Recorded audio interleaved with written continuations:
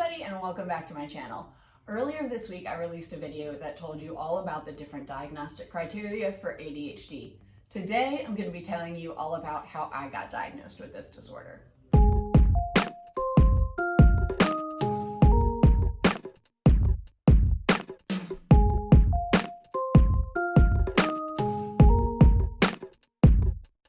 I didn't get diagnosed with ADHD until I was almost 26 years old. It has now been less than a year since my diagnosis, and I'm really still trying to learn and educate myself about this disorder. Before I got diagnosed, I had never really even considered this disorder to be a possibility for me, mostly because I did well in school. I've always done well in school, and that's kind of the thing that people think of when they think of ADHD. They think of a person not being able to function in school, and that's kind of how they get diagnosed. However, I'm learning that it is becoming more and more common for people, especially women, to be diagnosed later in life because we don't present the exact same way that a little boy with stereotypical ADHD might. While I got diagnosed as an adult, I do want to go back a little bit and tell you about the different signs from my childhood that I had this disorder, even though I wasn't diagnosed as a child. As a child, I was always considered very high-strung. I was very anxious. I was always on the go. I was loud. I'm very clumsy. I don't look where I'm going. I was just kind of vroom all the time. But people just kind of thought that's how I was. Again, I was very good at school. I actually preferred doing schoolwork to talking to people most of the time. So my parents didn't consider ADHD as an issue, or my doctors didn't consider it, because I could complete my schoolwork and I loved school. But that's the reason I could complete my schoolwork, is because I enjoyed school, and people with ADHD can do the things that they really enjoy doing and they get hyper fixated on them. Anyways, as a child, I was very high-strung. I was very loud. I would butt into people's conversations. People just knew me as like the loud, happy, bubbly girl. And I mean, I definitely annoyed people. I annoy people now to this day because I am very much blah and in your face a lot of the time. But I guess as a kid, a lot of people just looked at me and said, she's a kid. She's hyperactive, she's a child. And I was in a lot of activities when I was younger. I was in dance, I did baseball for a while, I was a cheerleader, I believe I played soccer. So I always had things to do. I was always in after school physical activities. So a lot of my energy went into that, and then all of my other energy went into my schoolwork, and it didn't become too much of a problem for me as a kid. Fast forward quite a few years to my early to mid 20s. I got in a relationship with Jake. I ended up moving down south to be with him, and everything was okay, but this was the first time that I had really left home. I moved out from my parents' house for a few years in my very early 20s. I believe like 19 to 22, I lived on my own. And then I moved back in with my mom until I moved down here about a year and a half ago now. So I've lived with my mom the majority of my life, and I'll get into this more in later videos, but my mom was very much taking care of the house all the time. I had to keep my room clean maybe, and that was about it. I didn't have to cook, I didn't have to clean, I didn't have to worry about any of this domestic stuff. So once I moved out and moved down to Georgia, all of that stuff kind of smacked me right in the face. And I had this apartment that all of a sudden I had to keep up, and I had a dog that I was 100% responsible for, because I'm not gonna lie, my mom helped me out a lot with him. And it was just really, really hard for me to kind of figure out how to stay on top of all of this stuff. And I got so overwhelmed. And I started talking to my therapist about it. Not long after I moved down to the south, I got a therapist down here because I obviously need to be in therapy. I'm a little messed up. But I started talking to her about kind of how I felt like I was hitting my head against a brick wall. I knew that there were so many things that needed to be done, but I couldn't get them done, and I was overwhelmed, and I literally would just stare at my messy kitchen and then go have a panic attack and go to sleep. Like, I could not handle it. And this was the first time that those symptoms of ADHD really kicked in for me, because that was the first time that I was really forced to be domestic. And I do not like any domestic duties. I don't like to cook. I don't like to clean. I don't want to do laundry. I don't want to do any of it. I don't like it. And that's, I think, the difference between me trying to do the domestic stuff versus me trying to do like schoolwork. Because I like schoolwork. I like doing research. I like writing papers. I like doing that kind of stuff. I may procrastinate and put it off, and I have poor time management no matter what. But I get those things done, and it doesn't really weigh on me as much. But I can look at my laundry basket and just want to freak out. Like, I can't handle it. And like I said before, this is the first time I've really lived on my own. Even though I did move out for a few years earlier in life, I lived 10 minutes from my mom's house. I started to realize that these things were really affecting my relationship, my marriage. And I started to freak out. I noticed that when Jake was talking to me, especially when he talks about work, because I don't understand half of what he says. He does stuff with computers. I don't really understand computers. A lot of it's over my head. And he tries to speak to me in a way that I understand. But it's still just I had to constantly be telling myself, focus, focus, focus, focus. And even then I only got like 50% of what he said. I constantly would forget conversations we had, things he would ask me to do, things I told him I would do. I couldn't concentrate. He was getting frustrated with me. The apartment was a mess. I was a wreck.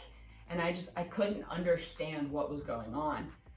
And I was talking to my therapist about it, and I don't even remember exactly what we were talking about. I just remember we were talking about these types of things and how it was affecting me. And she just looked at me and was like, yeah, well, you have ADHD. Excuse me?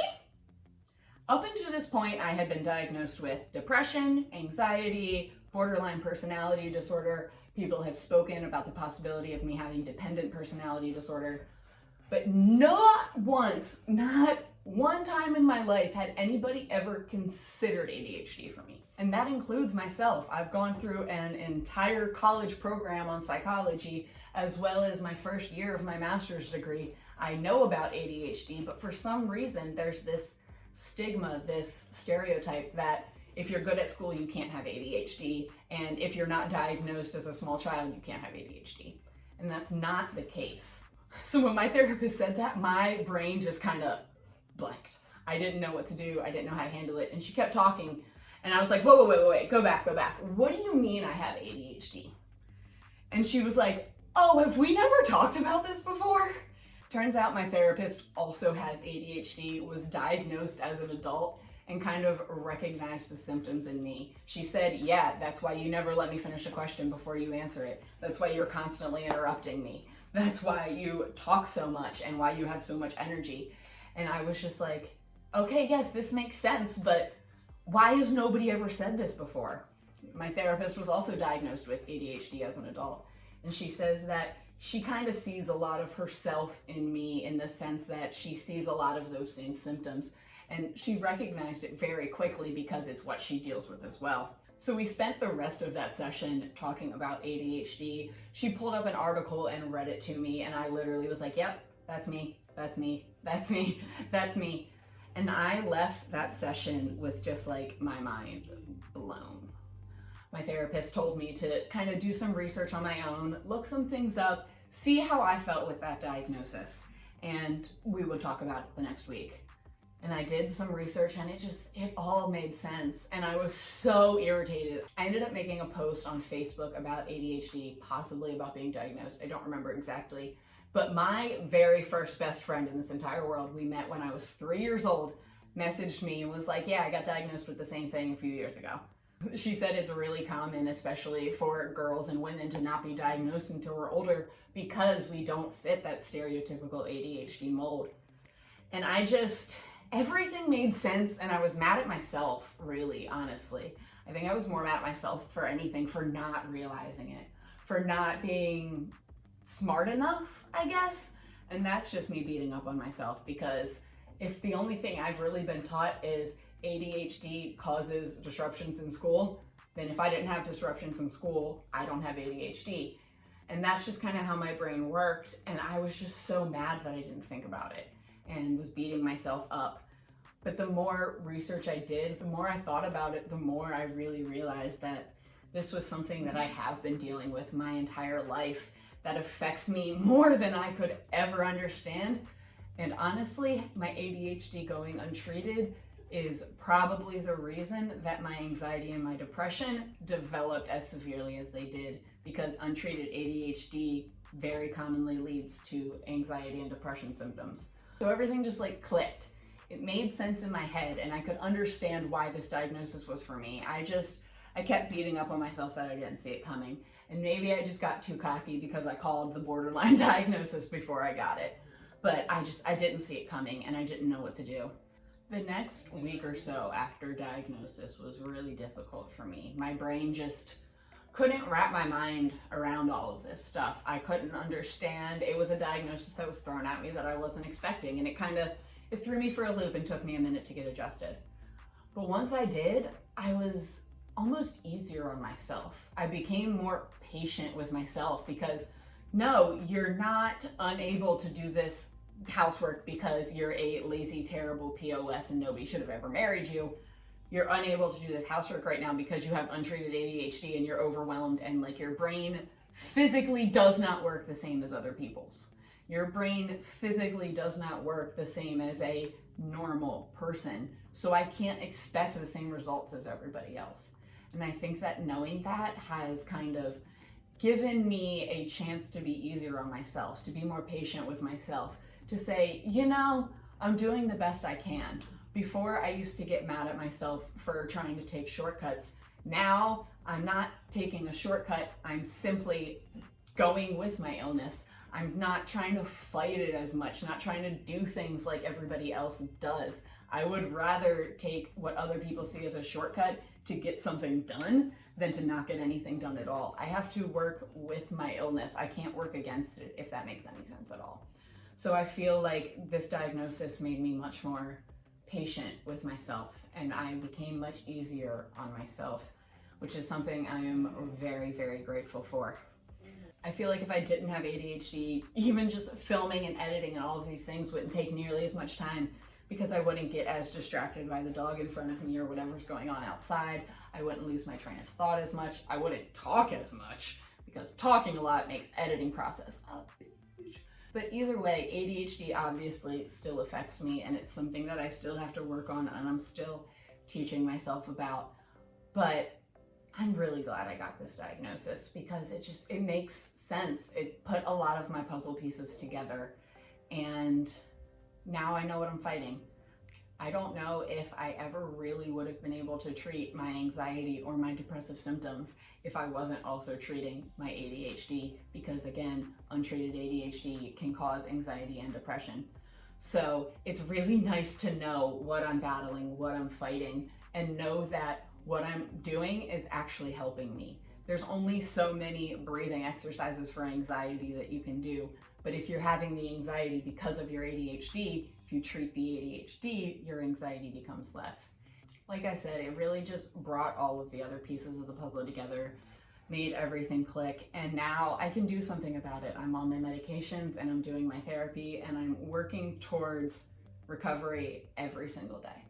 Thank you guys so much for watching this video, and thank you, Charlie, for hanging out with me during it. You know I always love to have ya. If you guys enjoyed, or if you think Charlie's cute, because you know he's cute, smash that like button for me, click subscribe, ring the notification bell. Any questions or comments, leave them down below and I will get to them. Right? Yeah? I hope you guys are able to stay safe and stay sane in this crazy time, and we'll see you next time.